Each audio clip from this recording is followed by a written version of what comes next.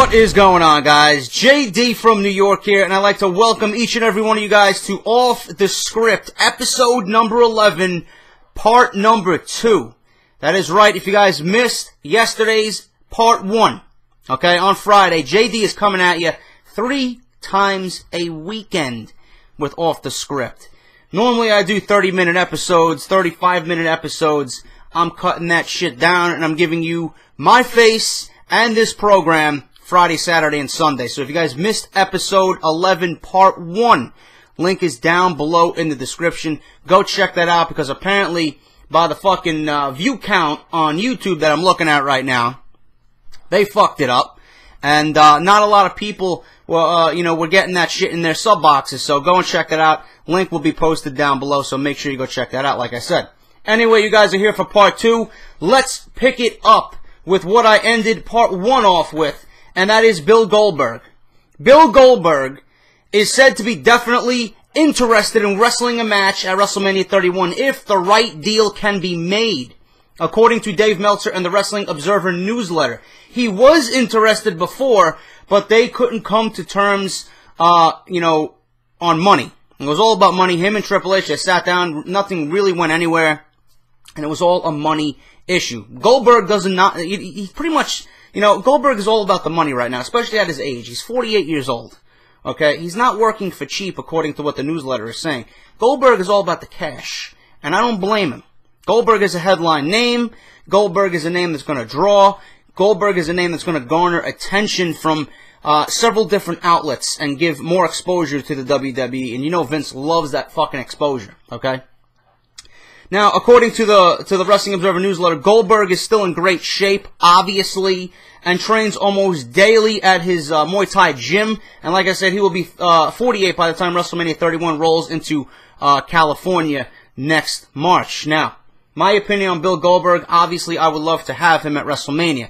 The thing with Goldberg is, especially with Goldberg, he's going to come in and immediately be shifted out. He's a one-trick pony, one-match deal. You gotta have it make sense. I'm all about logical booking. I don't like WWE's just randomness and illogical booking at times. If you're gonna bring Goldberg in, obviously it's gotta be from January up until March. Sign him for a fucking 3 or 4 month contract. Get him in there, get his feet wet, put him against a few guys, maybe put him in the Royal Rumble. Right? Have him, be typical Bill Goldberg and just be a beast in the Royal Rumble. Obviously, his feud for WrestleMania needs to make sense. You just don't want to have him on the card just for the sake of having him on the card. I know it's Goldberg. I know it's going to sell anyway. But I like things to make sense. That's just the way I work. That's the way I do things in my life. That's the way I want to see things played out on TV. They need to make sense. They need to make sense. Okay? And I really don't know who I would put him against right now. But the one name that really does come to mind, if Bill Goldberg is still interested this time next year, okay, for WrestleMania. If Bill Goldberg wants to go against somebody, it should be a Roman Reigns, in my honest opinion. Build Reigns up. He's going to have that match with Triple H at SummerSlam. That's what they're leading to. You build Reigns up throughout the rest of the year. Come the Royal Rumble, Elimination Chamber, WrestleMania. He should be a big enough name to the point where you can put him with Bill Goldberg. It's all about Roman Reigns' character, though. I don't know what they're going to do with him singles-wise. I don't know what kind of outfit they're going to put on him. I don't know what kind of attitude he's going to have as a face. I don't know what's going on with Roman Reigns, but that could be an ideal match for Roman Reigns. That could make Roman Reigns an even bigger star, than he's going to be. Bill Goldberg, I don't think Bill Goldberg is going to have a problem laying down and taking a 3 count for someone like Roman Reigns. It's all about this. Because if Vince is going to be paying you this, and a lot of this, there's no complaints about what you do or, what you're scripted to do at WrestleMania. So, that's what I would like to see out of Bill Goldberg. I don't know, let me know who you guys want to see Bill Goldberg potentially face if he does come back to WrestleMania and the WWE. Let me know down below in the comment section. Yesterday, meaning Thursday, okay, during a WWE investor conference call, it was revealed that the company plans on doing another season of Tough Enough. The show would air on the WWE Network, of course, and in an effort to cut down on costs, the plan would be to film the show in Orlando and at the WWE Performance Center, and the show would feature talent that are not featured right now on NXT TV. I enjoyed Tough Enough when it was, Stone Cold and Booker T and Trish Stratus. They were all a part of it. I enjoyed it. I don't know what came out of it. Nothing really came out of that was fucking astounding as far as finding a new talent goes. But the show was entertaining. You see the struggles of these just regular people going into the Performance Center and just trying to become a WWE superstar. Because from what I read, and what I hear on the internet, and especially on Total Divas, if you watched Cameron's boyfriend actually try and train to be a WWE superstar, he's a big guy. He couldn't do it. He couldn't do it. So I would love to see what those guys, actually I do love to see what those guys go through just to try and get to a WWE superstar level and, to see the struggle that they go through. So Tough Enough, I hope it comes back, especially on the WWE Network. It would already add to a fantastic network. And if you guys don't own it, go out and buy it. $9.99 a month, 6-month agreement. You got everything in the fucking world as far as wrestling goes. For a wrestling fan, it's worth the price of admission, believe me. And I'm actually watching right now. I'm watching The Legends House. I'm on episode 3 right now. It's going to be airing on Thursday. I watched the first and second episodes. Fucking great shit, man. Entertaining shit. So if you don't have the network, go out and buy it. It is highly recommended by JD.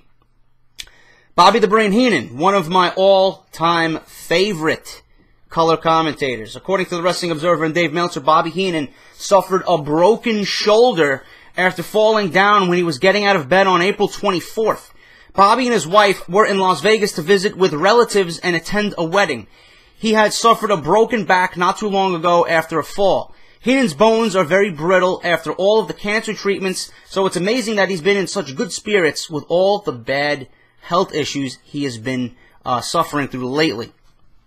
Bobby Heenan, there's no words, man. One of my all-time personal favorites. There will never, ever be another Bobby the Brain Heenan in the WWE ring. There will never be another Bobby the Brain Heenan on commentary. Him and Gorilla Monsoon were probably the best tag team as far as commentators go that the WWE will ever see. Nobody will touch them ever as far as what they did behind the booth, behind the microphone, calling matches and calling pay-per-views.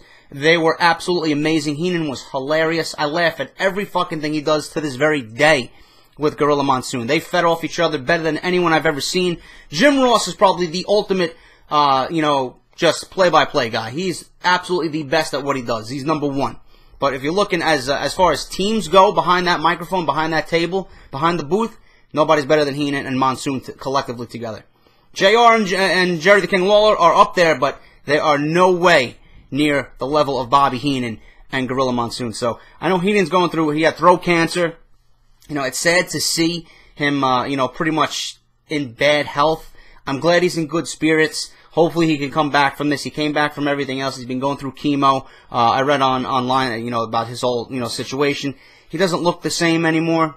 It's quite sad to see, but, I hope Bobby Heenan gets through this and recovers from the broken shoulder that he actually suffered from falling down. So, my thoughts and prayers go out to Bobby the Brain Heenan.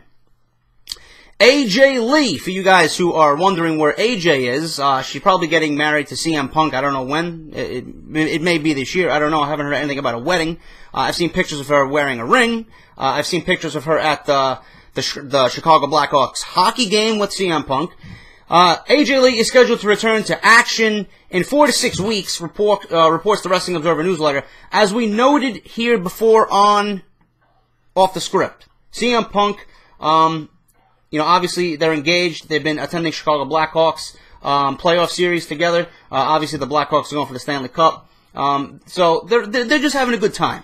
Okay, they're having a good time. They're hanging out. They're doing what they want to do. They're relaxing. Good for AJ. Good for Punk. They get married. They got a nice, long, happy life to live. All right, but as far as CM Punk goes, I don't want to hear about him anymore until he actually returns, which I do believe he will eventually on his own terms. AJ will be back. It looks like before Money in the Bank. So bank on that for AJ to come back and probably go after Paige and try and regain the Divas Championship. Finally, guys, before I end this part, what else am I going to talk about? Actually, a few more things before I end this part. Hornswoggle will face El Torito in the first ever WeLC match on the Extreme Rules pre-show, which I won't be watching because it's a waste. WWE describes the match as a modified version of a tables, ladders, and chairs match. You can expect them to use mini ladders, mini chairs, and mini tables. God fucking awful. And like you guys who watch my Call of Duty commentaries, El Torito, look at him. I don't want to see this on WWE TV. I will not be watching the pre-show. And that's pretty much it. Extreme Rules, minus that, is what I want to see. El Torito and Hornswoggle, I don't know why they're feuding. Maybe it's a fetish of Vince's, I don't know. But this is something I'm not interested in at this current time. There is a push currently within WWE for talents to start naming their finishers after Rosa Mendes came up with her Rosa's Thorn. Fuck Rosa Mendes. She can't wrestle at all, so I really don't care. She named her finishing move the Rosa's Thorn. It's a submission move. Curtis Axel actually revealed on Twitter this week that his new finisher will be called the Axhole. Quite clever there, Mr. Axel. Quite clever. I don't believe I'm actually reading that. It's legitimately called the Axhole. Okay. If you want to become a joke in the WWE, I suppose you could name it that. I don't know why you just don't go with your father's Perfectplex. Oh, excuse me, the Perfectplex doesn't work in modern-day WWE. It's only a fucking fisherman suplex. 2014, that's not gonna fly. Maybe in 1993 it was okay, but 2014, nah, fuck that. Perfect's move is absolutely useless in modern-day WWE, which is a fucking shame because it's one of the prettiest fucking suplexes you'll ever see. And finally, guys, before I end this, AT&T is the latest provider that won't be carrying WWE's Extreme Rules pay-per-view. As noted, Dish and DirecTV will not be carrying the pay-per-view either. Well, it sucks to be Dish and DirecTV, and it's good to be the WWE, because if you actually own cable through one of those providers, you pretty much have to go out and buy the network if you want to see the pay-per-view. So, who in the end is going to be winning that battle? Obviously, it's going to be WWE. WWE's probably laughing at Dish and DirecTV and AT&T now, because what they're saying is, okay, you're not going to show the pay-per-view on your cable provider or your cable network. People are going to be forced, if they want to watch it, to buy the network. So, that's money for WWE. They want to get the subscriber boost, the number up.